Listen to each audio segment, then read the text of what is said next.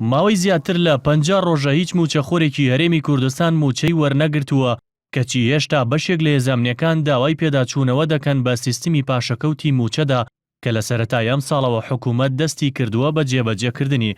بۆ جاری سێمە بەشێک لە پاسەوانی دادوەران و ئەندامانی داواکاری گشتی سلێمانی خۆپیشاندان ئەنجام دەدەن و داوای کەمکردنەوەی ڕێژەی پاشەکەوتکردنی موچەکانیان و هاوتاکردنی دەکەن لەگەڵ هێزەکانی دیکەی سەر بە وەزارەتی ناوخۆدا کە بەوتەی خۆیان لە 60 بووە لە 70 موچەکانیان پاشەکەوت دەکرێت.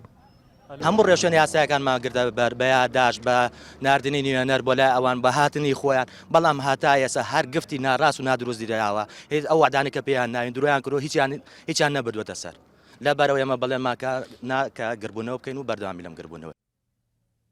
خۆپیشاندەران ماوەی 3 کاتژمێر ڕێگای سەرەکی سلێمانی تاسڵجیان داخست، بەڵام هیچ بەرپرسێکی حکومی و هیچ دادوەرێک نەچوون بەدەم داواکاریەکانیانەوە. ئەم پۆلیسە یەکێکە لە پۆلیسە مانگرتوەکان و دەڵێت پێشتر موچەکەی 1,25,000 دینار بووە، بەڵام پاش سیستمی پاشەکەوتکردنی موچە هێستا موچەکەی بووە بە 410,000 دینار، واتە 615,000 دینار لە موچەکەی کەم کراوەتەوە. داوەتایەکانمان بەرزکردنەوە بۆ بەردەم بەڕێوەبەری پۆلیس و بۆ بەردەم بەڕێز پارێزگار و وەزیری ناوخۆ و بریکاری وەزیر چاوەڕێی جوابی ئەوانین. ئەوان چیان داوا کردووە ئێمە بۆمان ڕەفع کردوون.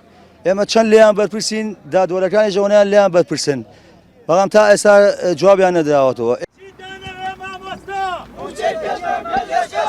جێبەجێکردنی سیستمی نوێی موچە لە سەرەتای ئەم ساڵەوە بووە هۆی دروستبوونی ناڕەزایەتی لای بەشێک لە فەرمانبەران و هێزەکانی ناوخۆ و داوای لابردنی پاشەکەوتی موچەیان کرد. لە ئێستاشدا جگە لەوەی حکوومەت موچەی 4 مانگی ساڵی ڕابردووی فەرمانبەران قەرزارە، نزیکەی 2 مانگیشە نەیتوانیوە بە سیستمی نوێ موچە دابەش بکات. ئاوەد مەحمودیان ئارتی، سلێمانی.